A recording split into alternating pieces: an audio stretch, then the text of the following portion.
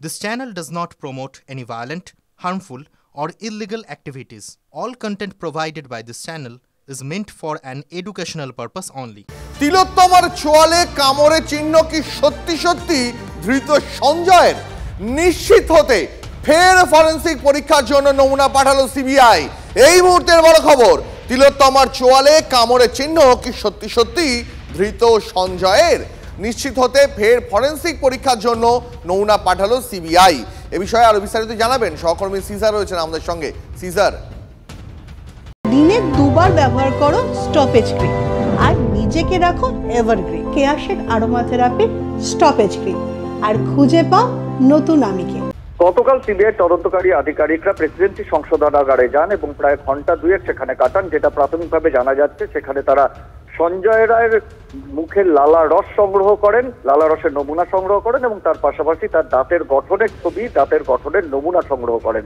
কেন করেন তার কারণ হচ্ছে, তিলোত্তমার দেহে তিলোত্তমার চোয়ালের ডান দিকে একটি কালশিটে দাগ পাওয়া গেছে এবং যে দাগটি প্রাথমিকভাবে ময়নাতদন্ত করেছেন যে অটোপসি সার্জনরা, তারা মনে করছেন ওটা হচ্ছে বাইট মার্ক বা সাকিং মার্ক এবং সেই জায়গায় থেকে তারা মনে করছেন যে এই যে দাগটা, এই দাগটা সঞ্জয়ের থেকেই তৈরি হয়েছে কিনা সেটা নিশ্চিত হওয়া দরকার।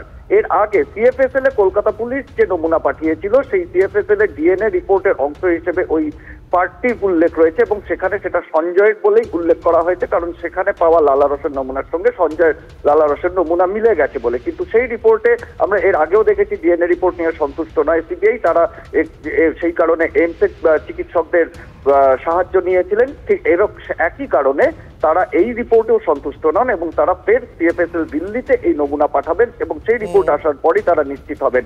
অন্যদিকে যেটা প্রাথমিকভাবে জানা যাচ্ছে, এইমসের বিশেষজ্ঞদের কাছে যে ডিএনএ রিপোর্ট পাঠানো হয়েছিল বা ফরেনসিক নমুনা পাঠানো হয়েছিল, সেখানেও এখন পর্যন্ত সঞ্জয় ছাড়া কোনো দ্বিতীয় ব্যক্তির অস্তিত্বের কথা তাদের রিপোর্টেও আসেনি। বেশ, অনেক ধন্যবাদ তোমাকে সিজার।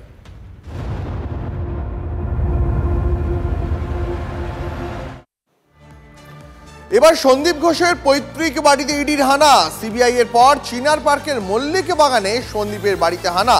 বাড়ির চাবি না মেলায় দীর্ঘ 1 ঘন্টা অপেক্ষা করতে হয় তদন্তকারী অফিসারদের। পরে চাবি নিয়ে এসে বাড়িতে দরজা খুলে প্রবেশ করেন ইডি আধিকারিকরা, কিন্তু বাকি ঘরগুলির তালার চাবি না থাকায় ডাকতে হয় চাবিওয়ালাকে।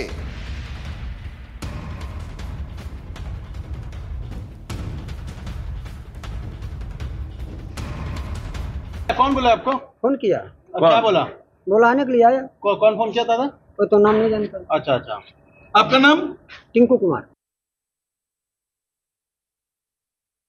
সন্দীপ ঘোষ কখন কখন আসতো? সন্দীপ ঘোষকে আমি বছরে একবার দেখতাম। কেন, আমি ওই দুর্গাপুজোর সময় হতো, ঠিক আছে। এবার আমি কাজের মাধ্যমে থাকি, আমি কোনোদিন দেখিনি। ওই বছরে একবার আমি দেখতাম। আর আপনি কেন থাকতেন?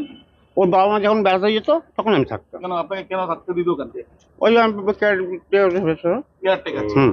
আমি 5 দিন থাকতাম, তারপরে আমি আর থাকতাম না। তো বাবা মা হঠাৎ করে 1 মাস আগে কোথায় চলে গেল? কোথায় গেছে আমার কিছু বলে যায়নি। বাবা মা চাবি দিয়ে গেছে। আচ্ছা, কোন মাসে? আগস্ট মাসে? হ্যাঁ, ওইরকম। কবে আসবে বলেছে? বলেছিল 1 মাস। আমি বাড়িতে ডাক্তার দেখাতে যাচ্ছি, এই পর্যন্ত আমার কথা হয়েছে।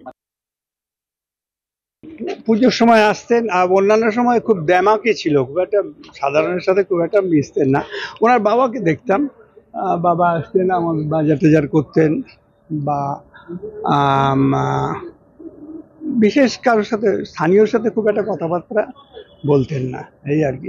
আসতেন মাঝে সাঝে আসতেন। লিফট তৈরি নিয়ে, আসলে লিফটটা তৈরির সময় এখান দিয়ে যাওয়া যেত না, কারণ তলা থেকে তো মাটি কাদা সমস্ত তুলছে, যাওয়া যেত, তাই নিয়ে অশুদ্ধ হতো। কিন্তু সেই টাইমে দেখা যেত ও একটা এখানে বডিগার্ড মতো একটা ফিট করেছিল, বডিগার্ড দাঁড়িয়ে থেকে কাজ করাতো এই যে লিফট।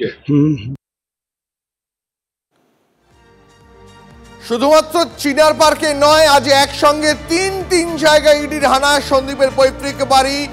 এর পাশাপাশি হানা দেওয়া হয়েছে সন্দীপের পৈতৃক বাড়ির পাশাপাশি চন্দন লৌহর ফ্ল্যাটে এবং কালিন্দিতে অকটেন মেডিকেলের ফ্ল্যাটেও, অফিসেও হানা দিয়েছে ইডি। এই মুহূর্তে আপনারা দেখতে পাচ্ছেন একসঙ্গে 3 জায়গার ছবি। আপনারা দেখতে পাচ্ছেন 3 জায়গায় ইডির হানার ছবি। সন্দীপের পৈতৃক বাড়ি, চন্দন লৌহর ফ্ল্যাট এবং অকটেন মেডিকেলের অফিসে হানা।